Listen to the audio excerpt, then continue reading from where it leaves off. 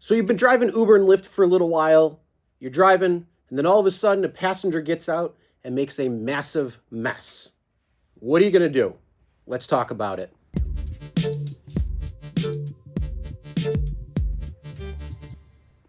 Hey everyone, my name is Chris and welcome to the Rideshare Guy. And we are talking about messes. Unfortunately, passengers get in your car, they get out of your car, and some of them leave massive messes. Now, this video was inspired by a recent Facebook post and YouTube community post that we made here on the Rideshare Guy about a driver who had a couple of kids come in their car, and then when they got out, the back seat was covered in crap, as you can see on the screen right now. But what is the best practice on what you should do in the event that there's a mess? And let's talk about that. Let's talk about best practices, what you should have on hand. Should you actually contact Uber or Lyft right now for a cleaning fee? Is it worth it? Is it even worth the time and the hassle to go through that? Or is it just better to do it yourself? And also my overall thoughts on what you can do to help mitigate messes in the first place from happening so you don't have to worry about it. So let's start off with what should you do in the event of a mess? First and foremost, this is not a few years ago where if you decided to contact Uber or Lyft for a cleaning fee, you would just have to take a couple of pictures after the ride was done, contact them, and a little while later, they would give you a $150 cleaning fee. Well, not anymore. Unfortunately, there were some drivers that decided to try to create false reports on riders that would eventually lead to what the cleaning problems are today. And that is, you could say, hey, this passenger left a mess, give them pictures, and then Uber or Lyft might want a receipt of everything being cleaned first. They might give you like $20 for a cleaning fee or something like that, or they might deny it altogether. So going through Uber and Lyft may not be the best way. So that is why we are going to be talking about what you should be doing when there's a mess, doing it yourself, and then not even worrying about doing the cleaning fee, because it's probably at this point more of a hassle to try to get a cleaning fee than it is to just clean it up yourself and move on and go out there and make money. Because the biggest thing is if you report a cleaning fee problem, they take you offline for the rest of the night. So you can't drive. And if you start and you have given like 3 rides, guess what? You're done. And if you're making $300, $400, $500 in a day, that $150 is not even going to supplement it. So that is why we're going to be talking about cleaning messes yourself. First and foremost, in the event of kids getting in your car or a person getting in your car and then leaving crap behind, whether it's food from a bag, like popcorn, chips, whatever it might be, or they decide to eat in your car. First and foremost, the best thing you can do on hand is to have some sort of vacuum.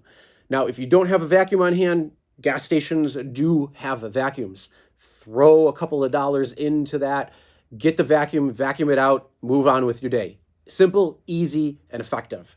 If you have a small vacuum on hand, then that's even better because you can just literally pull over to the side of the road, plug it in, vacuum up the mess, and get on with your day. So it's even easier, it's even quicker, and you don't have that problem. So I'll leave a link to the description for a vacuum that you can use. And also anything that I do mention today, Prime Week is this week, so you can save some significant savings when it comes to these things. So it actually worked out pretty well that way. But yes, check out a good vacuum. If not, I highly suggest having a shop vac, because then if you have a shop vac, you have something at home. It's much more powerful, it's much better, and it's not that expensive. You could go to Home Depot and grab something for like $100, $150, like a rigid one. That's what I have. I have a 5-gallon one that's sitting right there, and that thing works phenomenally. Another thing that you can do when it comes to cleaning up messes, make sure you have these on hand, throw-up bags, because if you are driving at night and people are drinking, people are getting sick, that is a type of mess that is a pain to clean. Even if you get it to, somewhere real quick to get it cleaned up, things could set and it could be a little bit of a while to get there. So having these throw-up bags on hand are key.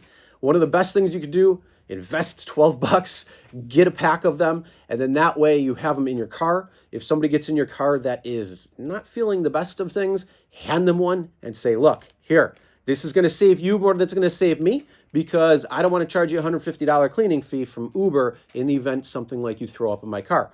I know, hey, it can be tough for somebody to say, hey, pull over, because the amount of time it takes, pull over and it actually coming out, that's a whole problem within itself. So handing them this, if it's in their hands, they just go up like that. Perfect. And then that way they can take it with them and there's no mess to clean up. Maybe you get a little splatter or something, but that's why you should have some cleaning products on hand just to begin with when it comes down to everything. So then that way, again, it's not keeping you from going out and making more money. They can deal with whatever they got to deal with. You get to keep a clean car and move on to the next ride. Not only that, let's talk about some of the people who get in your car and stink. You know, there's a lot of people we have that come in the car, and some of them you have to plug your nose and your mouth, and hopefully you try to not breathe the entire way because you're tearing up, because it's not onion smell, it's something even far worse. So yes, having some sort of odor control and odor eliminator is going to be fantastic. So, you know, having a spray on hand, that is great because having that can save you from the next ride. Ozium is a great one. Lysol is great as well, especially if somebody's sick. That's more of what you want to deal with. So, you know, we're starting to go into the fall and winter where things are picking up. School's back in session. That means a lot of coughers getting in your car. And, you know, unfortunately, that makes you more susceptible to getting sick. So with that being said, something like Lysol is going to be a great alternative where you not only get the deodorizer aspect of it, but also the cleaning aspect of it. So it'll kill germs on contact, in the air, and all that good stuff. So that is definitely a great thing to have. But making sure you clean things yourself is key. Not only that, another thing you want to make sure that you have on hand, definitely having a dash camera. Why do you want a dash camera? We talk about it all of the time to have a dash camera because dash cameras don't lie. They tell you exactly what happened from the point that they pick up to the point that they get dropped off. And if there's a problem in between, you have the video evidence on your side. With that being said, make sure you're professional because it's going to record and it's not going to record biasly. It's going to record as is. So if you are being the asshole, well, guess what? You are the fault. And there's plenty of drivers out there who are the asshole. But if your rider is being the asshole, well, then in that case, that's on camera. And if they're making a mess, you're able to fix that immediately. So yes, having a dash camera is key. And of course, being Prime days, these couple of days coming up Tuesday and Wednesday, if you're watching this on Monday when it's released, or in the first couple of days, you can get some really, really awesome deals on dash cameras. So if you are like, I can't afford it or something like that, you know, this is the time where you take a couple extra rides, get yourself a dash camera, and then make sure you're protected. Key is being protected and then protecting yourself. So in the event that there is some messes or something goes on and you do have to contact Uber or Lyft, guess what? The proof is right there. They have a problem with that. Dash camera don't lie. So that is where that comes in handy. But of course, make sure you have a dash camera, record everything that's going on in the event, also with a false report, because a lot of the times these people who make messes will also claim some sort of false report. It's very likely. The correlation between the two is extremely high. And the more you drive, the more you see that, and the more you know that. So if you're new, if you're starting out, if you don't have that many rides under your belt, yeah, unfortunately, that does happen. Also, the type of person that's getting in your car, you will kind of know right off the get-go. You'll have that gut feeling. But make sure you have some cleaning supplies. Make sure you have different things in your car to make sure it stays clean. One of the best things also is, you know, some sort of seat protector. So it's going to protect the seats, some sort of floor protector like WeatherTech or something that's going to be perfect fit, rubber. So if there's messes, liquids, anything like that, it's much easier to clean those things than it is sometimes necessarily your seats and your carpets and all of that stuff. Of course, having carpet cleaner or seat cleaner or anything like that, leather cleaner, depending on the type of car that you have, make sure you have all of that on hand. Keep it in the trunk in a nice container. That way, in the event something happens, guess what? You're covered. Everything's good to go. You can clean it up right away. Now, let me share one of my stories on a person who decided to drink a little too much and throw up in my car. Now, it was a mess. It was a pain in the ass. And this was a number of years ago where, yes, if you contacted Uber or Lyft, they would give you the $150 cleaning fee. And also, the thing is, you'd also be knocked off the rest of the night from that platform. Now, good thing there's multiple platforms that you can drive on, so if you do clean it up yourself, it's better. But one of the problems with going to a shop and getting it cleaned up, some shops don't want to deal with that. So they might just outright say no. Well, other shops will say, yeah, you can come in, but you have to have so much time lapse between. So do you really want that sitting in your car? No. So I dropped off the passenger after they threw up and didn't say anything. That's the best part. And you could smell what was going on. Fun. But luckily there was a gas station that wasn't too far down the street. 24 hours, perfect. So I could get in, vacuum it up.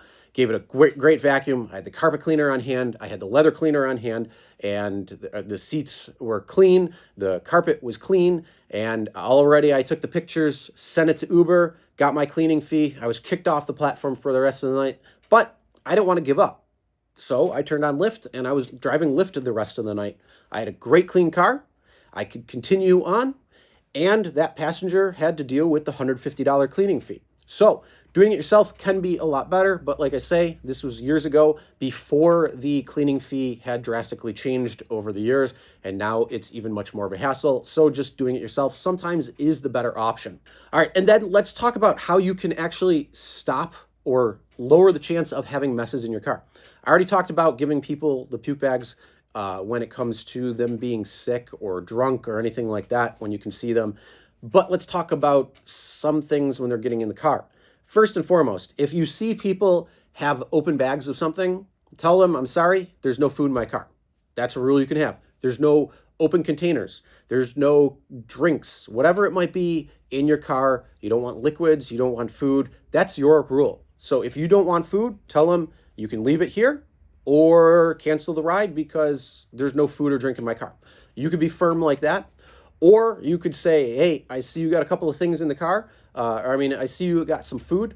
I don't allow food in my car. You can bring it in, but you have to make sure not to drink or eat. Otherwise, I may have to cancel the ride because of messes or anything like that. I have to keep my car clean for the next continuing ride. So if you have to eat, do it now or wait until you get home, whatever it might be. So there's definitely ways you can handle it that's going to be a lot better. The other way is you can also say something like, hey, you can bring that in here, but if you eat or drink, that's a problem. If you make a mess, you could be responsible for a cleaning fee from Uber or Lyft, depending on where the platform is. So that can actually help mitigate the problem. And then put it onto Uber or Lyft saying they're going to charge you a cleaning fee. I'm trying to help you not get that cleaning fee, so don't make a mess in my car.